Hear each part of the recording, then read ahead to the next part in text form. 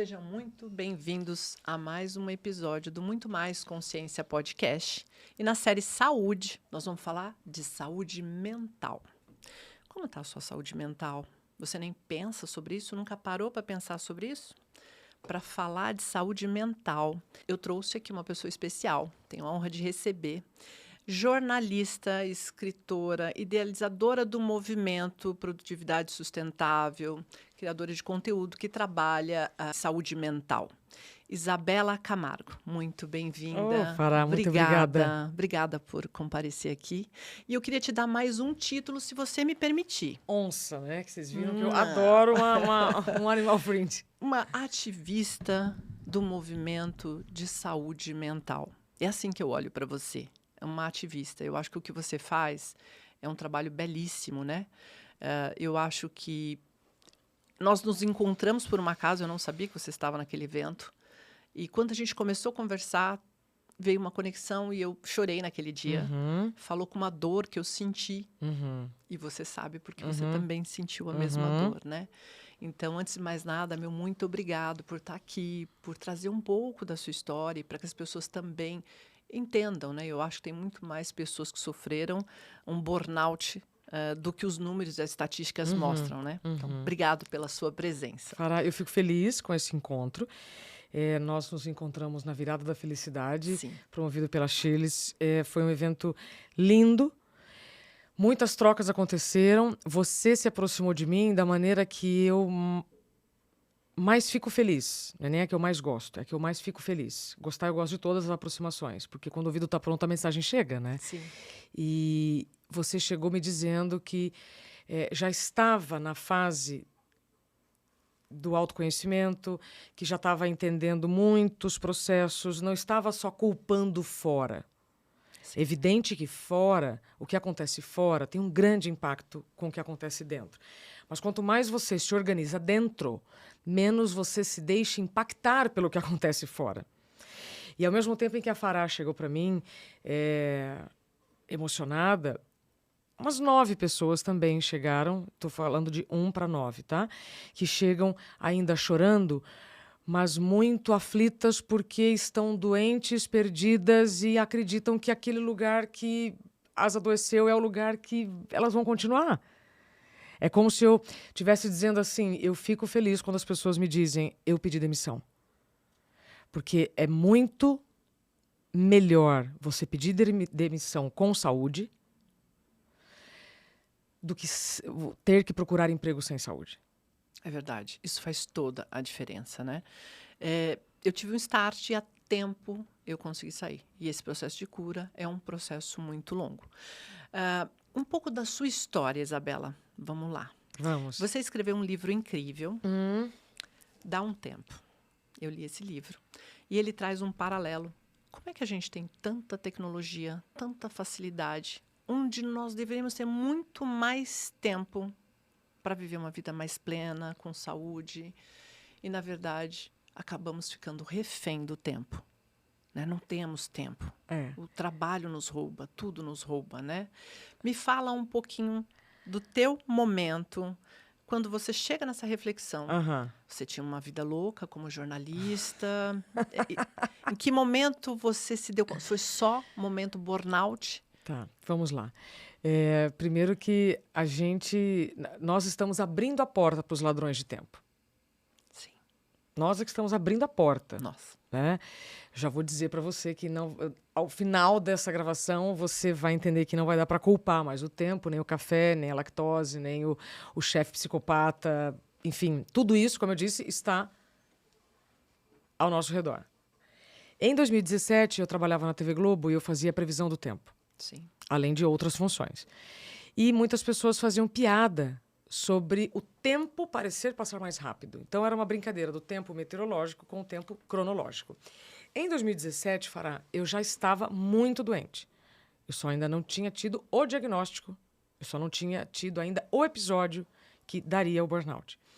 Mas em 2017 eu estava muito doente, tratando já com vários especialistas, problemas de estômago, circulação, pele, intestino. E aí, em 2017, eu fui buscar uma resposta sobre essa grande essa grande piada que todo mundo fazia sobre o tempo tá passando mais rápido. Não era para falar sobre saúde mental, muito menos burnout. Eu não sabia o que aconteceria comigo. Mas em 2017, então, eu vou buscar respostas com físicos, astrônomos, cosmólogos, para entender, será que a Terra está girando mais rápido? E a gente que não está sabendo disso? Percebe? Sim. E aí eu entrevisto todas as pessoas disponíveis no Brasil, chego até o MIT e todos me disseram, Isabela, não tem nada de errado com o tempo da natureza. Nós aqui estamos iludidos com tanta tecnologia, querendo fazer mais coisas dentro do mesmo tempo. Então é evidente que o problema não está com o tempo não está contra nós, é nós que estamos querendo fazer mais coisas no mesmo tempo. Exemplo simples. Se você pegar todos os avanços tecnológicos, vamos começar pelo fogão. Antes um fogão a lenha, hoje o micro-ondas. Antes a gente se deslocava a cavalo, hoje vai avião. Então, essas pequenas coisas que a gente já esqueceu, Sim. dessas mudanças, trouxeram grandes transformações. A turma fica pirando, achando que a internet só pensa como foi substituir os cavalos por carros. E depois os trens. Os médicos recomendavam que os pacientes com problemas cardíacos não pegassem trem, porque a velocidade era de 30 km por hora. Meu Deus. Você entendeu? Então, quando você vai olhando pelo retrovisor, você entende que nós chegamos como estamos pelo avanço de dezenas de tecnologia. Sim. A do transporte é uma delas, a da comunicação é uma delas. Então, a minha ficha caiu nessa pesquisa do livro quando eu cheguei a 2.300 anos, Fará. 2.300 anos, nós já tínhamos pessoas se lamentando da falta de tempo. Inclusive, esse é um episódio lindo que a Unicamp traduziu esse texto de um dramaturgo chamado Tito Márcio Plauto. Então, há 3 séculos antes de Cristo, só tinha relógio de sol, ou seja, era uma haste que colocavam no meio da praça, dia nublado não tinha tempo, por exemplo, né? Porque era o sol que fazia a medição. E o movimento do sol é que dizia. Você entendeu? Então, assim, olha a tecnologia que nós estamos falando só de ter um relógio. E eu descobri que quanto mais precisão, mais pressão. Então, quanto mais o tempo foi sendo fragmentado pela tecnologia, quanto mais ponteiros um relógio tem, mais pressão a gente vai viver. Muito bem. O que isso representa para nós? Aí, Fará, talvez você se identifique, porque a minha história é a sua história. E a nossa história provavelmente é a história de muitas pessoas que vão nos acompanhar. Algumas que sabem, inclusive, e algumas que viveram e nem sabem. Exatamente. Então, o que acontece? Por toda essa tecnologia, por todos os acessos que nós temos, por toda a capacidade intelectual que algumas pessoas vão tendo, a gente vai fazendo cada vez mais. E vai, inclusive, falando a língua daquele ambiente que diz ter meritocracia. Quanto mais você fizer, mais reconhecimento você vai ter. Sim. Só que o reconhecimento, ele não vem só na base do dinheiro. Reconhecimento é respeito. Eu demorei muito tempo para entender que não era aumento de salário que eu estava buscando. Claro que isso era natural, mas era, acima de tudo, era respeito. E eu caía na armadilha da competência facilmente, ou seja, parabéns pelo trabalho que você fez, então agora eu vou te dar mais um trabalho. Óbvio. E é assim que funciona o mundo corporativo, né? É assim que funciona o mundo corporativo? Exato. Então, você vai fazer mais e eu vou te pedir mais. E tudo aquilo que você já fez já não é mais nada diante de tudo aquilo que você tem que fazer. E não tem nem mais, o que você falou, um reconhecimento. Já quero mais. Então, mas aí tem um outro ponto, né, que eu fui descobrindo depois. Nós já sabemos que depois de uma meta vem outra meta. Isso é um fato. Sim. Sabemos que depois de um objetivo virá um outro objetivo. Inclusive, já nos acostumamos, com essa mecânica. O problema, Fará, não é o trabalho, mas é o tipo de trabalho e quando você não respeita o tempo de recuperação entre um trabalho e outro. É como se eu dissesse, um atleta, ele vai reclamar das competições? Ele vai reclamar quando ele não tiver tempo de recuperação entre as competições. Percebe? Sim. Depois, quando eu vou entrevistar o Gustavo Borges, né, um medalhista olímpico, eu pergunto para ele, Gustavo, como é que um atleta profissional ganha medalha na Olimpíada? Porque todos treinam 4 anos para chegar lá. Ele me diz, a gente dorme. Hã? Uma resposta muito broxante, né, gente? Para um atleta olímpico, eu falei, não entendi. Ele falou, Isa, é simples, a gente treina 16 horas por dia, 8 horas na piscina, 8 horas na cama.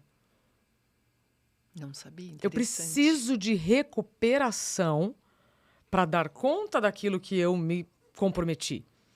Só que, se o ambiente não me oferece este tempo de recuperação, eu preciso defender, lutar por ele.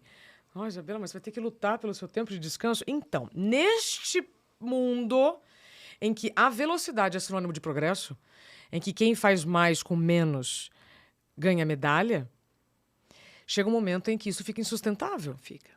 Então, fazer mais com menos em uma situação específica, em uma situação extraordinária é uma coisa. Agora, viver nesse modus operandi é que adoece.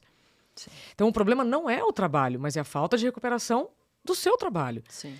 O trabalho, Fará, é maravilhoso. Nós estamos trabalhando aqui Sim. de uma maneira diferente da que nós trabalhamos.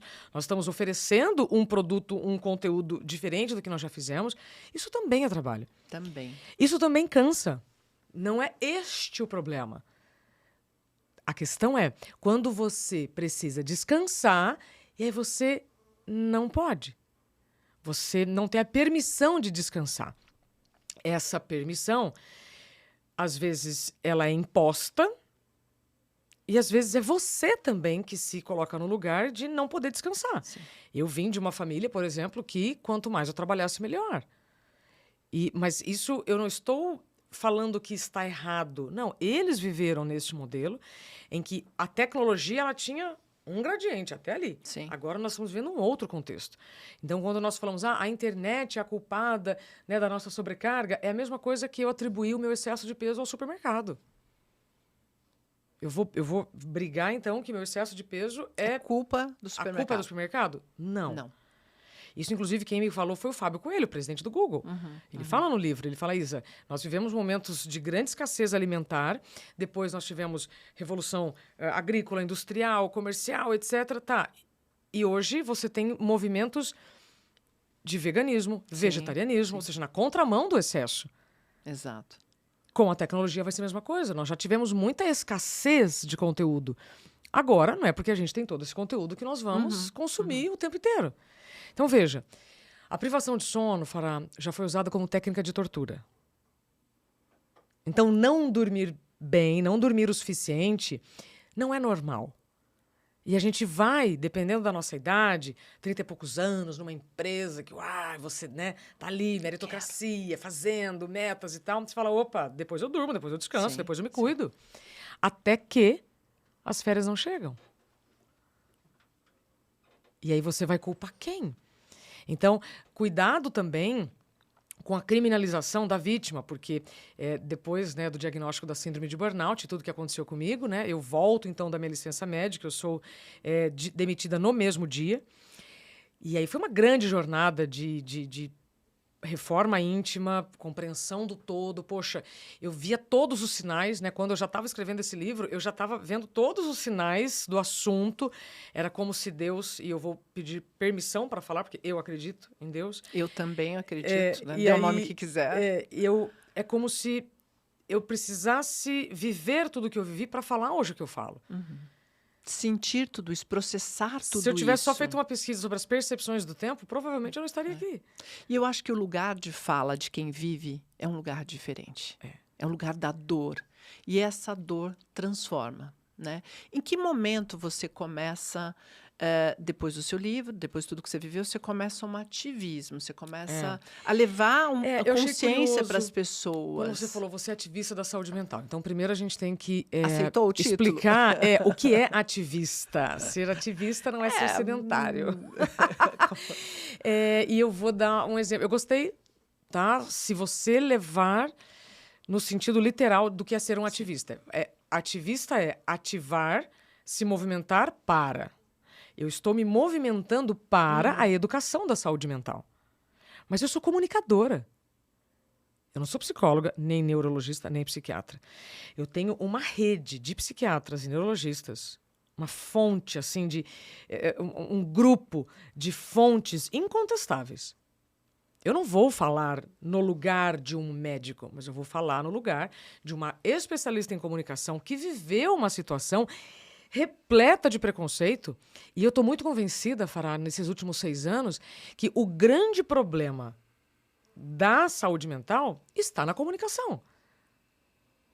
o grande déficit, o grande gap, o elemento que você quiser usar dessa nossa ainda distância com a saúde mental está na comunicação, na falta da comunicação. A falta. E quando nós tivemos uma comunicação sobre saúde mental, ela foi muito equivocada, colocando pessoas em manicômios, medicando dores que, na verdade, deveriam ter sido elaboradas por terapeutas, percebe? Sim, E até sim. hoje, por exemplo, tem um psiquiatra que eu gosto muito, que é o Dr.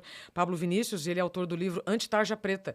E ele diz, Isa, ao mesmo tempo que nós temos pessoas medicando ou medicalizando as dores, você tem pessoas que precisam tomar medicação e não tomam por preconceito. Sim. Então, nós estamos vivendo uma inversão de valores tremenda. Eu gosto quando você fala da informação. Veja, até bem pouco tempo, uma pessoa que falava eu passo com um psicólogo, as pessoas falavam o quê? Suspeita, hein? Não sei não. Acho que tem um parafuso a menos. Hoje não. Hoje a gente entende que um psicólogo, ele deveria ser um processo terapêutico para qualquer um. Ele é um Então. caminho que te faz reconhecer quem você é, para onde você está indo, suas escolhas. Concordo com você. Te ajuda a ampliar a consciência. Então, quando você fala da informação, eu entendo que a gente está começando a engatinhar mesmo para isso.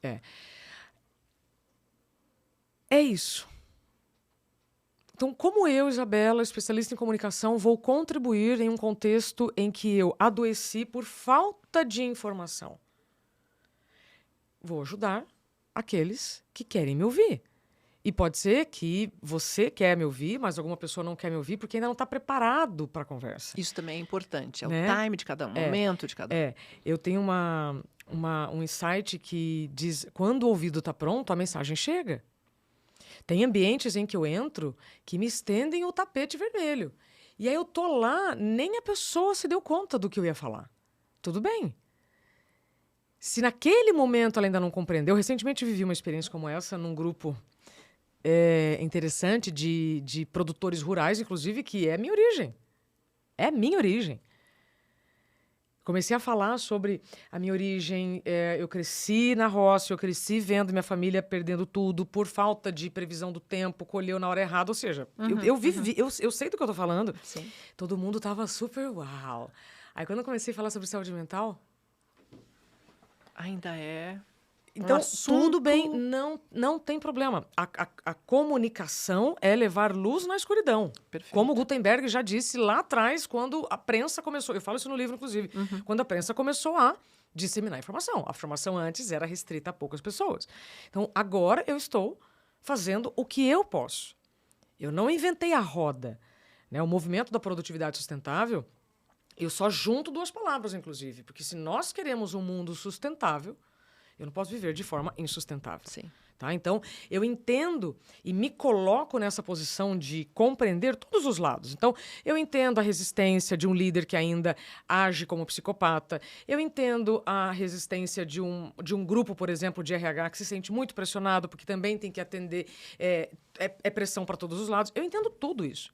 A questão é, o que nós vamos fazer com isso? E o que nós vamos fazer com isso, nós só vamos conseguir com comunicação. E uma comunicação que eu vou ter que adaptar para cada grupo. Mas uma coisa a gente não pode negar, Fará. Vamos lá. Você falou ativista da saúde mental. Então vamos começar. Você gostou do título. Então vamos lá. Há 300 anos, eu te contei já essa história? Não. De escovar o dente? Você escova o dente? Escova os dentes. Escova o dente? Sim. Muito bem. Você escova o dente? Provavelmente sim, né? Essa é uma pergunta que em 2024 parece desnecessária, só que há 300 anos, minha querida, era frescura. Escovar o dente há 300 anos era frescura. Uma escova de dente era usada por todos os membros da mesma família. Eu sabia desse detalhe. Então, há 300 anos, falar de saúde bucal era desnecessário. Tá? O que aconteceu de lá para cá, Brasil? Educação no tema. Educação é repetição. Comunicação, repetição, educação. Hoje você já se comprometeu com a sua saúde bucal. Cansada ou não, de ressaca, bêbada, não importa. Você vai escovar o dente. Malemar, mas você vai escovar o dente. Né? Você se comprometeu com a sua saúde bucal. Então, para ter um sorriso bonito... Dá um sorriso bonito para essa câmera aqui. Aham! Você vai escovar o dente todos os dias, vai passar fio dental e, com frequência, vai ao dentista. certo? Sim, Muito bem. regularmente. As nossas ideias, os nossos pensamentos nascem aonde, Fará? Na mente, não é? Sim. Pronto. Tudo isso aqui está acontecendo, esse estúdio, o seu podcast, quem desenhou esse microfone com essa borboletinha maravilhosa, tudo isso nasceu de uma ideia. Sim. E as ideias nascem onde? Aqui. Para ter um sorriso bonito, eu preciso de saúde bucal. Sim. Para ter bons pensamentos, eu preciso de saúde Mental. pronto. E a É minha mãe disso que nós usava estamos uma falando. expressão simples, né? Minha Ah. mãe também, humilde, uma mulher que não teve acesso a estudos. Né? Ela falava assim, quando a cabeça não pensa, o corpo padece. Eu levei tanto tempo para entender, quando a cabeça não pensa, o corpo padece. É a tradução de mente sã, corpo sã. Pronto. Agora eu vou fazer mais uma brincadeira. Posso? Bora? Então, para ter um sorriso bonito, saúde bucal, para ter bons pensamentos, saúde mental. Você já ouviu dizer que falar de saúde mental é preconceituoso, né? Falar Eu de acho saúde que ainda mental. tem Então muito vamos falar de saúde preconceito. física. Outro dia eu estava Todo num mundo grupo de gosta. RH. A palestra era como engajar colaboradores nos programas de saúde mental. Eu falei, ótimo, então me conta o que é saúde mental. 10 minutos, Fará, contado no relógio, para a gente chegar, porque aí eu vou provocando, eu vou trazendo Sim. insights, brincadeiras, etc. Então tá, então já sei, tá difícil falar de saúde mental, vamos falar de saúde física. O que é saúde física? Então eu vou nessa construção, tá? Então vamos lá. Então se saúde mental é um tabu, vamos falar de saúde física? Vamos. O que é saúde física? Saúde física é a capacidade para viver de forma autônoma, ou em que eu possa executar as minhas ideias, em que eu possa ir e vir, tá? Você vai ter várias classificações. Muito bem. Então, saúde física, legal.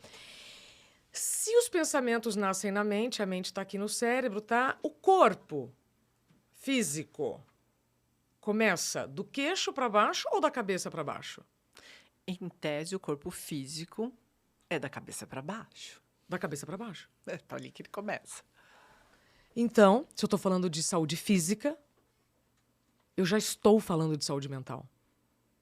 Sim. Hoje, a gente ainda usa esses recortes de saúde física e saúde mental porque, no passado, de forma pedagógica, os médicos foram fatiando o corpo. Agora está na hora de juntar. Tudo. Tá? Então, o que eu estou provocando aqui você é só o seguinte, se em algum momento você sentiu preconceito ou não quis falar sobre o assunto, eu entendo. Mas então só pensa, o nosso físico começa da cabeça para baixo e não do pescoço para baixo. Então, primeiro, para falar de saúde mental, eu preciso juntar... Você é um ser só. Pronto. Isso é ser ativista? Se for, então, estou ativando a sua mente a pensar sobre isso. Perfeito. Tá? Então, Perfeito. saúde mental da cabeça aos pés.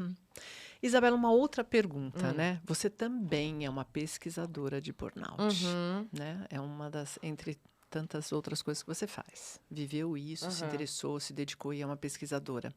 Se a gente falar, a gente tem mais de 30 milhões de pessoas com burnout. Isso a gente sabe, estão nas estatísticas, são diagnosticados. A gente sabe que o universo é maior, né? Se a gente fosse comparar numa escala entre países, o Brasil ainda consegue, em algumas coisas ruins, se destacar. Né? Até onde eu sei, somos o segundo maior número de pessoas com burnout. Sim. Né? Qual o teu pensamento, se você conseguiu se aprofundar em relação a isso? Qual é a mecânica que está por trás disso? Né? Se a gente parar para pensar, a cultura é diferente, os países têm uma economia diferente, mas nós somos o segundo. Você consegue me dizer algo sobre isso? Vamos lá. Essa é uma pergunta complexa que exige uma resposta complexa. Aliás, tudo que nós estamos falando pode ser simples, com uma comunicação simples, mas não significa que seja raso. Eu preciso buscar muitas informações. Claro. Então, vamos lá. A insegurança social e a insegurança alimentar, ou seja, a insegurança financeira, de um modo geral, vai me deixar no modo sobrevivência. Sim, eu conheço. Quando eu estou no modo sobrevivência, tudo parece uma ameaça. Então, vamos lá. Ativando, então, a sua mente para você pensar. Primeiro, vamos entender o que é síndrome de burnout. Esgotamento físico e mental associado a um estresse crônico. Estresse crônico é um estresse por um longo período, em que ele não foi gerenciado com sucesso. Muito bem. Mas o que é estresse? Entendeu? Que eu preciso dar uns passos antes. Sim, Então, o que é sim, estresse? Estresse é só uma manifestação do organismo, algo que representa ameaça. Vou repetir. Estresse não é nem bom e nem ruim. É uma reação do organismo a alguma situação que representa ameaça. De tão simples isso, é até difícil para algumas pessoas. Sim. Então, eu estou usando a palavra estresse de forma equivocada? Sim, a gente está esvaziando. Ai, fulano está estressado. Espera lá. Se ele está tenso, se ele está pressionado, se ele está concentrado, é uma coisa. Se ele está vendo esta situação como ameaça, o corpo dele vai exalar, emanar uma série de substâncias que ninguém está vendo. Sabe quando o gambá se sente ameaçado? Ele não solta um líquido bem fedido? Sim. Essa é a forma do gambá se reagir diante de uma situação que representa ameaça para ele. Um estresse. Uma situação com características de estresse, ou seja, isso é ameaça ou não? Então, vou dar um exemplo. Eu estou vindo aqui para gravar esse podcast e eu tenho um deslocamento um trânsito maior do que as segundas-feiras costumam ter, tá? Esse programa começa ao vivo? Não. Opa! Então, Desceu ali um degrau. Eu posso avisar a pessoa que está me esperando que eu vou atrasar? Posso, claro que sim. Vou atrasar meia hora. Se tivesse uma outra pessoa na sequência desse podcast, aí você fala, Aguardando. poxa, temos uma decisão. Quer antecipar a sua gravação? Que a Isabela vai demorar meia hora.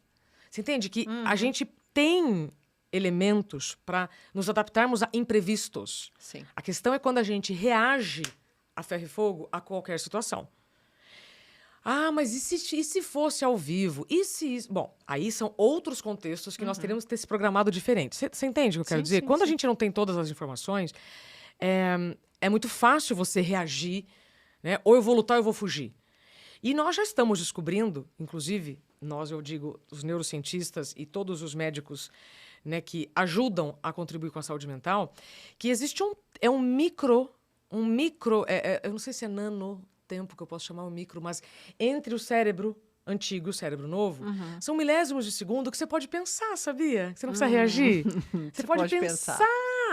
E a sua avó falava, corpo... Como é que a sua avó falava?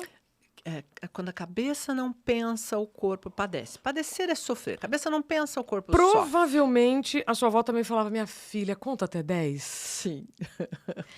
Sua avó, nossas vós muito sábias, porque quando você conta até 10 diante de uma situação, você está elaborando. Ou seja, você não vai vociferar, você não vai sair correndo. Eu gosto de dar muito exemplo de um voo que aconteceu comigo. Eu fui para Curitiba e precisava voltar para São Paulo. Tinha uma palestra em Curitiba e depois uma palestra em São Paulo. 2 no mesmo dia. Arriscado. Todos aceitaram os riscos. Cliente, a minha equipe, todo mundo aceitou. Okay. Mas tinha uma janela boa entre os compromissos. Tudo seguro, tudo seguro. Quando eu chego em Curitiba, o que acontece? O voo cancela. Para voltar para São Paulo. Aí foi aquele barata-voo, aquele desespero. Bom, enquanto a empresa... Tá vendo? Se eu vou por qual companhia, etc. O que eu fiz? Fui procurar um salão de cabeleireiro lá no aeroporto. Lavei o cabelo, fiz uma escova linda. Tá? Isso é gerenciamento do estresse, Fará. Enquanto a coisa não dependia de mim. Então, muitas situações, ou a gente vai arrancar os cabelos, ou, no caso das mulheres, né, nós vamos procurar um salão para fazer uma escova, que nunca é demais. É perfeito. Eu tô fazendo essa analogia, é um caso real, mas veja, tem gente se estressando, e aí eu tô falando do estresse de perdendo a cabeça, quando o elevador demora. Verdade. O mundo tá contra mim. Sim. E aí, sabe que eu descobri? Que quanto mais a gente sente que o mundo tá contra nós, menos saúde mental a gente tem. Ou seja, quanto mais eu entendo que tá tudo contra o trânsito, o taxista... Eu não posso reclamar do trânsito em São Paulo se eu escolhi morar aqui. É verdade. Então, nós estamos reclamando de fases, etapas, processos que fazem parte do jogo que a gente escolheu jogar. Então, quando a gente, antes, né, da gravação, está falando sobre o mercado corporativo, é uma máquina de moer. É uma máquina de moer. Gente, e eu falei isso, inclusive, quando eu comecei a trabalhar na última emissora em que eu trabalhei. Eu tinha 30 e poucos anos. Eu estava totalmente encantada com a possibilidade de, nossa, ser repórter na maior emissora de comunicação do país, eu especialista em comunicação na maior emissora de comunicação. Mas eu não sabia me comunicar comigo. O que aconteceu? Eu adoeci. Então, eu cheguei lá, eu alcancei talvez o maior sonho de qualquer comunicador aqui no Brasil. Mas eu adoeci. Então, não faz sentido. Não sabia me comunicar comigo. Com você mesmo. Percebe? Então, todas aquelas manifestações que eu já estava sentindo na escrita do livro, e depois, agora eu vou fechar essa janela. Quando eu vivo a experiência do burnout, é como se Deus me falasse assim, agora você pode falar, agora vão te ouvir. Porque provavelmente se eu tivesse lançado esse livro, sem ter vivido o que eu vivi, ninguém entenderia que quanto mais precisão no tempo, mais pressão. Sim. E se eu não ouço o que meu corpo está querendo dizer, ou seja, eu não estou ouvindo a minha mente, não estou captando minhas emoções, meu corpo está doendo, eu não estou fazendo nada disso, então ele vai parar. Então, de novo, síndrome de burnout, esgotamento físico e mental associado ao estresse crônico no ambiente de trabalho em que não foi gerenciado com sucesso. Não é de um dia para o outro. Então, são situações recorrentes de abusos e de excessos de todos os tipos. E de faltas também de todos os tipos, né? Excesso de trabalho, falta de descanso. Na minha percepção, o burnout é a ausência de si mesmo. Porque a gente está... Faz muito sentido essa fala olhando para fora. É a ausência de si mesmo. É quando você é muito mais no externo, no mundo corporativo, na sua atividade, no seu trabalho, porque o seu trabalho, porque você é workaholic, porque você trabalha, porque você faz, porque você entrega. Não, e você? Não, você só falou do trabalho, você só está nessa vida. Minha querida, a gente vive numa sociedade em que eu não posso dizer que eu sou viciada em drogas, bebida, cigarro, comida, mas eu posso bater no peito e dizer que eu sou workaholic. E é lindo dizer isso, sou workaholic. Não, porque eu sou workaholic. Não, porque eu trabalho muito. Grande, Wanda, como se fosse um grande atributo, e a gente começa a ver que isso começa a cair por terra com tantas pessoas doentes. Tá. Então, agora eu vou responder a sua outra pergunta. Se eu vivo em um país em que o acesso à educação ainda é difícil, então eu não estou habilitando as pessoas a pensar. Primeira coisa. Ou seja, tudo que acontece ao meu redor é uma ameaça. Eu não estou construindo repertório, eu não tenho pensamento crítico, eu não estou lendo para poder visualizar que isso faz parte da vida adulta, faz parte do jogo. Né? Que jogo que você vai escolher jogar? Porque dentro desse jogo vão ter regras. É um ampliar de consciência necessário e que a gente não foi estimulado a ter. Mas ok, quando o ouvido está pronto, a mensagem chega. Sim. Né? A questão uma coisa é eu não ter vivido na infância, a outra é saber. Meu marido trabalha com educação financeira, né? A gente brinca. Poucas pessoas tiveram educação financeira na infância. Isso não significa que agora, adulto, eu não posso aprender. Claro. Com a saúde mental, a mesma coisa. Isso não significa que se eu venho de um contexto em que o assunto era cheio de preconceito, não significa que eu não posso, então, buscar as informações corretas, me compreender, e aí buscar um novo caminho. É fazer diferente, né? Como a própria constelação diz. Não é nem melhor nem pior, é só diferente. Só diferente. Tá? Então, vamos voltar. Síndrome de burnout, esgotamento físico e mental associado ao excesso de estresse crônico no local de trabalho em que não foi gerenciado com sucesso. Versão mais editada, ausência de si mesmo. Se eu estou num ambiente em que tudo eu vejo como ameaça, eu vou adoecer. Meu corpo vai ficar disparando cortisol o tempo inteiro, do tipo, foge, ou luta, foge, ou luta, foge, ou luta, foge, ou luta, foge. Nós não vamos sobreviver. Instinto de sobrevivência o tempo inteiro. Instinto de sobrevivência. Então, moral da história. Quanto mais instinto de sobrevivência eu tenho, mais eu vou me colocar em estados de superação, em que eu vou lindamente vestir a minha capa, né, de Mulher Maravilha e vou fazer de conta que eu estou dando conta de tudo. Então, fora, aparentemente, sim, eu estou dando conta de tudo. Mas dentro, eu entendo que a síndrome da impostora, que muitas de nós sentimos, e eu senti muito, tem muito a ver com a ausência de si mesmo. A culpa que muitas mulheres sentem, por exemplo, ao deixar a criança em casa ou na creche para trabalhar, provavelmente é porque elas não estão trabalhando com aquilo que elas desejariam de verdade. Não são satisfeitas, realizadas. E é claro que vai sentir culpa. Mas não é só culpa por deixar a criança na creche ou com alguém cuidando. É porque você não está fazendo aquilo que você nasceu para fazer. Faz total sentido. E uma outra pergunta que eu quero fazer para você. Ah, desde o momento que você começou a falar sobre burnout, palestrar, mundo corporativo, vamos lá, né? O mundo te conhece já e você sim aceitou o título de ativista de saúde mental. Como é que as empresas estão olhando? Ainda é um engatinhar? Ainda tem... a cabeça está aberta ou eu estou cumprindo um protocolo? Vamos lá. Algumas sim. Algumas estão só cumprindo o protocolo. Outras não. As que estão cumprindo o protocolo, porque também tem aquelas que nem cumprem o protocolo, tá? Também. Então, vamos dividir aqui em 3. As que não cumprem o protocolo, eu entendo as resistências, mas o contexto já está nos mostrando que não vai ter mais por onde você não fugir. Tem saída. Né? Inclusive, o próprio Senado aprovou a lei da deputada Maria Reis, que vai emitir um certificado para empresas promotoras de saúde mental. Então, deixa eu só fazer um parênteses aqui. Essa atitude, ela é excelente. Mas o que eu desejo é que não seja só um selo, como existem vários selos, né, daquele lugar para você trabalhar e você vê que é só na superfície, é só espuma. Mas com a tecnologia, é muito difícil hoje você fazer algo errado e não ser descoberto.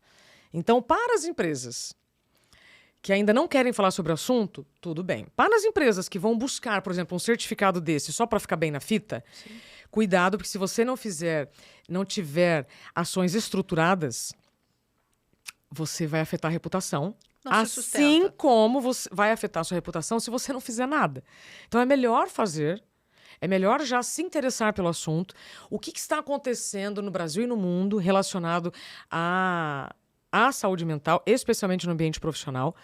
Eu, inclusive, no dia 20 de maio, eu lancei o primeiro manifesto mundial em prol da criação dos EPIs da saúde mental. Porque, como ativista, então, eu cansei. Vamos pegar o sedentário ativista, né? Eu cansei de ficar de braço cruzado vendo tantas informações, Fara, que são inquestionáveis, de afastamento, custo, prejuízos. Tá, se você não quiser pensar no prejuízo humano, você vai pensar no financeiro. No mínimo, né? E o investimento na prevenção é muito mais barato do que o tratamento ou reabilitação ou ter que lidar com um problema de reputação. Eu ainda diria mais. Eu acho que estamos num momento no mundo, e principalmente as pessoas que estão atuando, estão trabalhando, está buscando consciência. Pronto. As pessoas estão se ampliando e aí algumas coisas já não cabem mais. Eu vejo que muitas das dificuldades da turma de recursos humanos, a dificuldade de engajamento, né, como eu ouço, né, a retenção de talentos, precisamos isso, precisamos aquilo. Tudo que nós precisamos de comunicação. Então é aí onde eu entro. Eu entro justamente nisso. Qual é a sua dor? A sua dor está em que camada da empresa? Se a gente já está falando de camadas, tá? Agora, se a sua empresa já nem tem mais camadas, ótimo. Então, você já avançou algumas casas, percebe? Mas se a sua empresa tem camadas, o problema está em qual camada? E qual é o problema? Primeiro, eu preciso saber qual é a dor. E aí eu gosto de usar o exemplo do termômetro. Se uma criança tiver com 38 de febre, o que você faz? Você vai se movimentar e já vai dar um antitérmico. Pronto, dá umas gotinhas. Se tiver com 39, você faz o quê? Aí eu já levo para um hospital. 40, então... Tá. Outras mulheres diriam assim, 37 eu dou um banho, 38 eu dou umas gotinhas, né? 39 e 40. Seria mais ou menos isso. Isso é o que eu costumo provocar, né, as mulheres. Seria isso. 1 grau de diferença no termômetro fez você mudar de atitude. Sim. Dar gotinha, dar banho ou levar no hospital. 1 grau. Percebe o quanto que um dado dentro de uma empresa é fundamental para eu saber o que eu faço? E, de repente, tem empresas que estão pensando em que vão ter que gastar rios de dinheiro e, na verdade, é um ajuste. Um direito à desconexão, que é um EPI da saúde mental, já vai facilitar. Uma regra de flexibilidade, ou seja, essa flexibilidade é para quem, que contexto, né? Todo mundo vai dançar a mesma música. Essas regras precisam estar claras. Era outra pergunta que eu queria fazer. Quais são os EPIs, os principais aqui, se você consegue trazer? Então, da saúde hoje mental? eu vejo, quando nós estamos falando de EPIs da saúde mental, só para fechar a resposta, eu cansei de ver dados e ficar de braço cruzado. E quando eu fui estudar a história, o Ministério do Trabalho foi criado na década de 30. A oficialização dos EPIs para saúde física. Física. Né? Capacetezinho Foram vermelhinho. só cerca de 40 anos depois. Então, eu demorei 40 anos para ter a oficialização de EPIs, ou seja, equipamentos de proteção individual para riscos visíveis. Perigos Físico. iminentes, físicos. Olha o físico. Mas, ou seja, aquilo que eu estou vendo. Então, risco de queda, bota. Risco de algum acidente na cabeça, capacete. Risco de contaminação, aliás, na Covid nós usamos máscara. Tá? Risco de machucar os olhos, óculos. Risco, barulho acima de 85, não sei o quê, protetor auricular. Tudo isso é um EPI. E mesmo assim, minha querida, nós temos campanha, né? Obrigatório o uso de EPIs. Então, você tem o equipamento, você tem a regra, você tem a lei, você tem, ou seja, a punição para quem não usa, é para o seu bem e mesmo assim você não usa. Falta de consciência. Você entendeu? Que também não é só da empresa, também tem do indivíduo. Então, dito isso, os EPIs para a saúde mental, eu vejo, assim como os EPIs para a saúde física. Ainda fazendo esse recorte, você já entendeu por quê. Uma parte vai ser oferecida pela empresa e a outra parte é do indivíduo. Então, nós estamos falando de direitos e deveres para todos. Quais são os EPIs para a saúde mental que hoje eu já implemento nas empresas e vejo tendo muito resultado? Letramento da liderança para segurança psicológica e assédio. Esse é o número 1, eu imagino. E eu entendo que não poderia ser diferente. Né? Eu atendo um banco há mais de 2 anos fazendo letramento para liderança de só assédio. E isso porque a gente não está conseguindo se aprofundar. A gente só está assim, ó. Ali, olha só, gente, só para dizer que isso aqui é crime, tá? Isso aqui não pode mais. Muito problema, no passado podia, no passado também podia fumar dentro do avião, então agora não pode mais. No passado vocês usavam gravata, agora não usa mais. Né? Então, são essas analogias que eu preciso fazer para você entender que, mesmo você tendo vivido em ambientes com assédio, hoje, o modelo comando e controle não vai fazer você bater suas metas. Não adianta você bater meta e bater nas pessoas. Exato. Porque depois de uma meta vira outra meta. E aí você não vai ter equipe. Olha, aí casa certinho com aquela dor da RH. Como é que eu vou reter as pessoas? Nossa senhora, lembrei agora. Não fica nenhuma ponta solta. Como é que eu resolvo meu turnover? Não fica nenhuma ponta solta. Perfeito. Nenhuma ponta solta com a segurança psicológica. Então, segurança psicológica e assédio, letramento. Primeira coisa. Segundo, direito à desconexão. Direito à desconexão. Isso tem funcionado em vários países. O que significa? Em um período da vida em que nós não tínhamos um aparelho como esse aqui, você saía do trabalho e ele saía de você. Saía, literalmente. Você ia para sua casa, só no dia seguinte você lembrava que era trabalho quando você adentrava a porta. Pois é, já vivemos um período assim. Hoje não mais. Não. Mas vamos lá. Aí a gente está aqui conversando e você fala assim, Isa, então, ó, depois das 8 eu não falo mais, tá? Depois das 8 eu não tenho mais acesso ao telefone. Se você olhar aqui, eu não tenho nenhuma notificação. Tá? Então, eu me dou o direito de não ter notificações do telefone, porque isso rouba. Então, se eu deixar notificações, eu abro a porta para milhares de coisas que estão acontecendo interferirem no que eu estou fazendo neste momento. Tá? Sim. Então, se a empresa definir um direito à desconexão, o sujeito também vai ter que ter o autocontrole para não fazer Perfeito. nada. Ah, mas o meu chefe mandou mensagem 9 da noite. Então, primeiro a gente vai educar o seu chefe que ele não pode. Se ele mandar, qual é a regra? Qual é o critério de exceção? Precisamos de critério de exceção também no direito à desconexão. Assim como os médicos. Faz sentido. Né? Só que hoje eu tenho visto várias médicas, médicos cuidam de vida, inclusive, né? Pois Vidas. Não, olha, escuta essa. Eu tenho nesse grupo, né, de amigas e amigos da área da saúde, tem 2 que recentemente colocaram assim, olha, estou fora do consultório, de férias. Alguma emergência, procure tal. Para a situação X, procure tal. Mas não vou acessar o telefone. Você acha que o médico tem direito de fazer isso? Eu acho que o médico, ele pode fazer isso. Se ele está encaminhando os pacientes, se ele está deixando tudo organizado. Porque se você não se cuida, você não cuida de ninguém. Aí, uma outra pessoa que vai atravessar aqui a nossa conversa vai falar, mas se ele escolheu essa profissão, então. Mas se ele não se cuidar, ele também não vai cuidar de ninguém. Ele não vai ter vida para cuidar do outro. Voltamos no respeito. Perfeito. Voltamos no respeito. E não tem nada pior, eu posso falar isso porque eu vivi isso, você deixar de fazer uma coisa que você ama porque você não tem... Ou porque não tem mais saúde, ou porque não tem mais permissão, né? Uhum. No meu caso, eu já não tinha permissão de continuar fazendo aquilo que eu fazia tanto, que eu gostava tanto. Inclusive, no dia do meu diagnóstico, o médico falou assim, você está vivendo burnout, imagina, doutor, eu amo o que eu faço. Ele falou, por isso mesmo. Pessoas que amam o que fazem têm mais chance de se negligenciar, de se deixar para depois, né? Então, nós precisamos desse direito à desconexão. Ah, mas o meu trabalho nunca desliga. Sim, todas as profissões vão ter turnos. Então, é só definir os turnos e o direito à desconexão. Ah, mas o meu trabalho lida com vida. Então, mas se você não tiver uma equipe e turnos nessa equipe, vai todo mundo morrer, então, para cuidar das vidas? Você percebe? Nós estamos falando de coerência. Que ninguém é insubstituível. Estamos falando de coerência. Só coerência. A outra que funciona muito, que eu tenho visto, é o direito à flexibilidade. Então, por exemplo, mães, depois que voltam de licença médica, pais ou adultos que estão cuidando dos seus idosos, né? Porque nós estamos vivendo uma geração sanduíche total. Isso é um fato. Isso não é um problema, isso é um fato. É um fato. Né? Eu preciso de condições de flexibilidade para trabalhos remotos, etc. E fique tranquilo, líder, gestor, se você tem medo que essa pessoa não vai trabalhar, porque ela é provavelmente uma das mais responsáveis do seu time.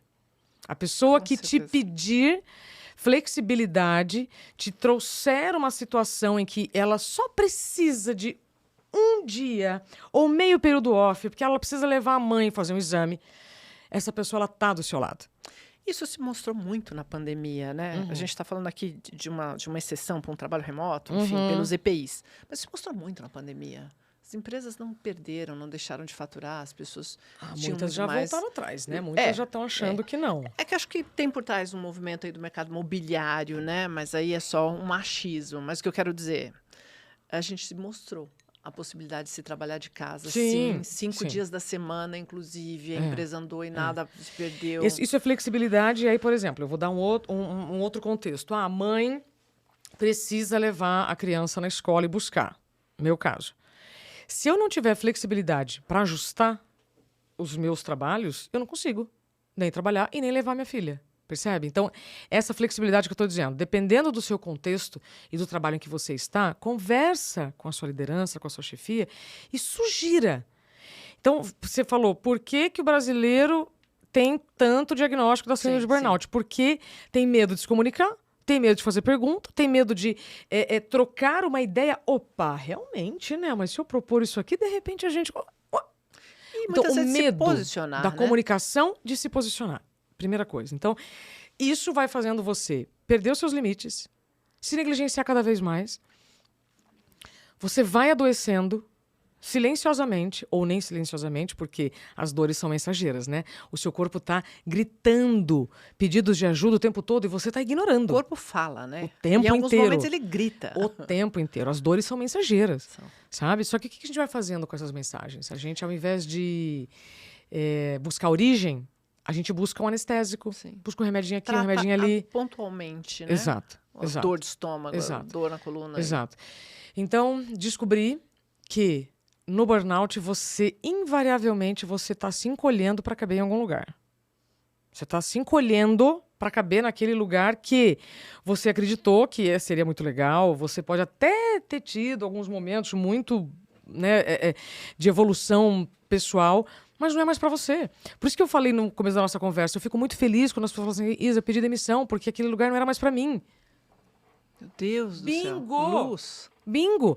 É essa autorresponsabilidade que eu falo também nos EPIs da saúde mental. Eu falei o das oferecidos pela indústria, e aí os coletivos, e cadê os individuais? Eu tenho acesso a plano de saúde, eu preciso usar o plano de saúde com saúde. Eu não preciso usar o plano de saúde só quando ficar doente. Exato. Senão seria plano de doença e não plano de saúde. Boa. Tá? Plano de doença. A questão da oferta de saúde mental, por exemplo, terapia. Eu, como indivíduo, eu preciso fazer terapia. Mas se a empresa não me paga, eu preciso fazer terapia. Assim como eu preciso ir ao dentista. Isso é prioridade. Não me adianta você me falar assim, mas a terapia é cara, rapaz, você vai pagar R$100 uma pizza. Mas você não quer R$100 para organizar suas ideias com uma pessoa que tem habilidades para só organizar suas ideias. Eu acho que é o momento que a pessoa compreende que aquilo não é custo, não é gasto. Isso chama investimento. Assim como tem gente que acha que dentista é gasto. Verdade. Ainda tem gente que pensa. Entende? E é Então, um investimento. eu acredito que há 300 anos, ir ao dentista também... Nossa, acho que nem existia, inclusive. Preciso dar uma pesquisada, né? Não, com certeza não existia. Há 300 anos, então, saúde bucal era frescura. Nós não tínhamos esse comprometimento com o nosso sorriso, com a nossa saúde bucal. E hoje nós estamos vivendo o mesmo com a saúde mental. Mas... com pessoas como você, com espaços como o seu, inclusive pessoas com o seu repertório, que já passaram, né, por várias situações profissionais, não subestime o seu repertório, Fará. Não subestime, porque tudo que você viveu é para que você tenha o seu lugar de fala e mostrar, olha só, querem continuar assim, podem continuar, mas... vai dar ruim. E isso não é uma ameaça, isso é consequência. Só. Verdade. É consequência. Outro dia eu conversei com o técnico de futebol, como é que é o nome dele? Um que todo mundo achava que era muito bravo. Futebol, não vou poder te ajudar. Eu vou lembrar. Mas é um técnico que sempre estava muito bravo e tal. E outro dia eu conheci Muricy Ramalho. Muricy, eu sou jornalista, eu não sou jornalista de esporte, não vou te perguntar nada, quero só saber como é que você tá. Ele me olhou. Falei, porque eu li recentemente que você foi parar na UTI, etc, etc. Dentro, né, da profissão de técnico, você vai lidar com situações que podem ser ameaça ou não. Ó, lembra? Faz parte da regra, faz parte do jogo. Eu falei, quando é que você se deu conta de que você precisava cuidar de você? Ele falou, quando eu fui parar na UTI. Aí não dava mais. Aí toda aquela pressão, aquele estresse não fazia mais sentido. Acabou. Então, se você precisar chegar até a UTI para entender o que é saúde mental, tudo bem, mas não precisa. Não.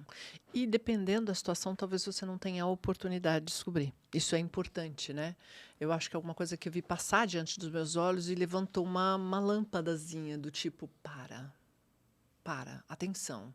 Né? E eu vendo as pessoas que eu fui perdendo, eu falei, agora é hora de você começar a se ouvir. Então, isso é fundamental também, né? Isabela, uma outra pergunta aqui, eu ficaria aqui com você até a tarde toda, porque o assunto maravilhoso, né? Mas eu queria perguntar, a tua vida pós-burnout se transformou? O seu olhar hoje para o tempo, que a gente começou dizendo sobre tempo, como é que você usa o seu tempo no dia a dia? Como você, eu entendo aí as lições do meio do caminho, como é que é esse tempo hoje para você? Como você administra, como você olha? Faz um trabalho lindo, né? Uma ativista aí de saúde mental, mas hoje com outro olhar. Hoje eu já sei que o tempo não está contra mim. O tempo não está contra nós. Perfeito. Não está. Né? Nós é que estamos passando mais rápido por ele, querendo fazer cada vez mais coisas. Mas eu entendi que gestão do tempo não é sobre contabilidade das horas. É sobre autorresponsabilidade com as escolhas. Isso é gestão de tempo. Então, quando eu escolho te dar um sim, eu já tenho clareza do que eu estou renunciando. Percebe? Sim. Então, quando você me convida para vir ao seu podcast e aí eu me conecto com você e eu falo, eu vou. Eu tenho que ter responsabilidade nesse eu vou. Com os outros compromissos que eu já tenho. Então, isso é gestão do tempo. O mais difícil não é dizer não para aquilo que você não quer. É dizer não para aquilo que você quer, mas não pode. Verdade. Mais difícil. Bem mais difícil. Mas é treino. E quanto mais saúde mental você preserva, mais você consegue dizer os nãos que você precisa. Porque se você, ao dizer um sim para alguém, se coloca em risco... Risco do quê, Isabela? Uai, ficar sem dormir, se deslocar muito rápido pela cidade, sem comer. Estou falando dos riscos mais inofensivos. Aparentemente inofensivos. Aparentemente. Aparentemente inofensivos, mas não são. Gastar um dinheiro que você não tinha para fazer alguma coisa qual você não devia. Então, a questão é, hoje eu entendi que gestão do tempo é autorresponsabilidade. Simples assim. E arcar com as consequências dessa autorresponsabilidade. Ter mais consciência das consequências do que a gente faz ou deixa de fazer. Hoje eu olho para o passado, eu compreendo porque todos agiram comigo como agiram, mas eu também tenho liberdade em dizer, não quero mais. Não quero mais.